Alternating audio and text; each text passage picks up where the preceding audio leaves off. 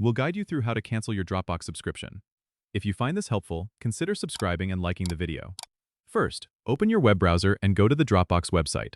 Log in with your account credentials if you're not already signed in.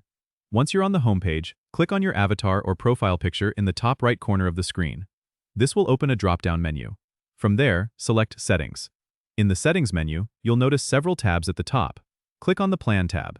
Here, you can see details about your current subscription. Scroll down to the bottom of the page and you'll find an option that says Cancel Plan. Click on it.